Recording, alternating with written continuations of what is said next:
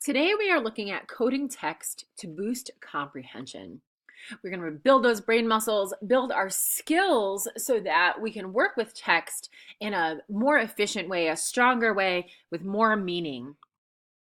We're looking at coding. Specifically today we're going to be coding pronouns. P for pronoun. Who is talking? Who are they speaking with? Who is doing the action here? We're looking at the text Wolf by Becky Bloom. And as we open, we see the characters. We notice this character here is looking at the other animals. As he peered over the farm fence, he saw a pig, a duck, and a cow reading in the sun. Well, who is he? Who is doing the peering? I'm going to code that with a P for pronoun. And I can see that this character here is peering or looking at the other characters. Here I see the wolf. The wolf had never seen animals read before. That's another clue. The wolf is the one doing the peering. Later, he leaps at the other characters. Oh! Chickens and rabbits ran for their lives, but the duck, the pig, and the cow didn't budge. What is that awful noise? Complained the cow. I can't concentrate on my book. And, well, who is that I? And later we see, just ignore it, said the duck. So is it the cow or the duck that is the I there?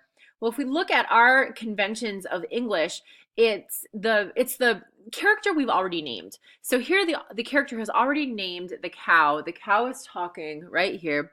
And as we continue, it's probably the cow still speaking because the author doesn't name a new character.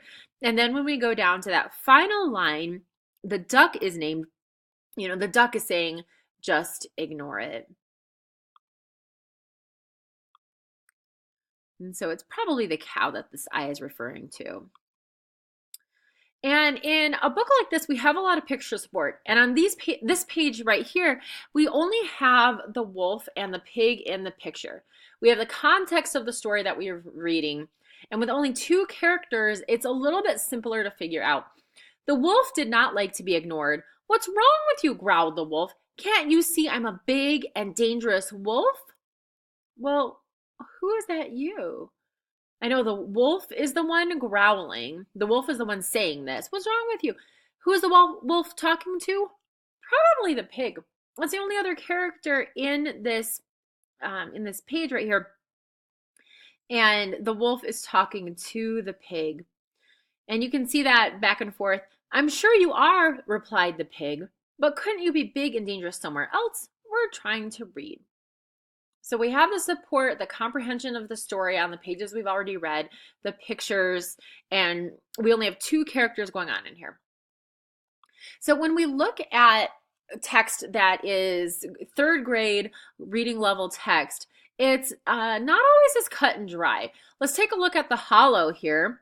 We have these three characters that we can see. And let's figure out what's going on. I'm scared, Sarah says, looking around at the trees. Empty branches reach out of the darkness like skeletal hands. Those hands scratched and tore at our costumes as we ran here. I lost my warrior's shield. So we've got I speaking. Sarah lost her cat ears. So Sarah's probably the cat character right here. We lost our flashlights and most of our candy, and Jake's ghost costume is in tatters. So Jake is the ghost. And as I look, I've got to remember Sarah is wearing the cat costume. Jake is wearing the ghost costume. And we've got the narrator here that we don't have named quite yet. Let's look for some pronouns. I'm just as terrified as Sarah. We've got that pronoun I. Who's talking? Well, probably the narrator. Probably the narrator is saying I. The narrator is thinking to themselves or himself or herself. We're not even really sure under this costume.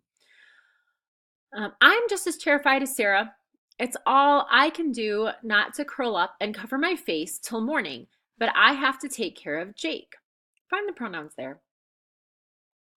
We have I a couple times. Who is the I? Yes, it's the narrator. The narrator is talking and saying the thoughts out loud. There's nothing to be scared of, I say. It's just the hollow. We walk by it every day. Every day, yes, but this is Halloween night, Sarah whines. You know how the hollow is haunted. They say if you play in these woods, some kids will come play with you, and they never let you leave. You become a ghost like them. That's why you don't go in the hollow. Stop it. You're scaring Jake, I say.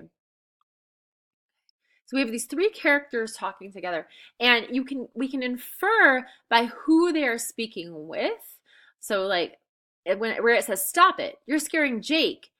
We know it's someone talking about Jake, okay? And up here we have Sarah whines. So this is all, since it's all one paragraph all together, and we're not going to change speakers. Sarah is the speaker for all of these. So Sarah is speaking here, then someone else is responding to Sarah, and they're talking about Jake. Well, then the speaker isn't Jake, and the speaker isn't Sarah. It must be the narrator. Are the ghosts going to get Odie? Jake asks, looking up at me. He'd insisted on bringing his wiener dog trick-or-treating with us. So who is this he? Well, I'll look back at the sentence right before it. Are the ghosts going to get Odie? Jake asks, looking up at me. Who's doing the asking? Jake, right? So Jake is doing the asking. We're still talking about Jake. He'd insisted. So Jake insisted on bringing his wiener dog trick-or-treating with us. So Jake must have the dog. We're going to continue this in class. Right now, please pick out a book that you're currently reading that you want to find out more about the pronouns with in class. So right now, pick a book, and we will be looking at your books tomorrow, and we will be doing a little bit more in class together.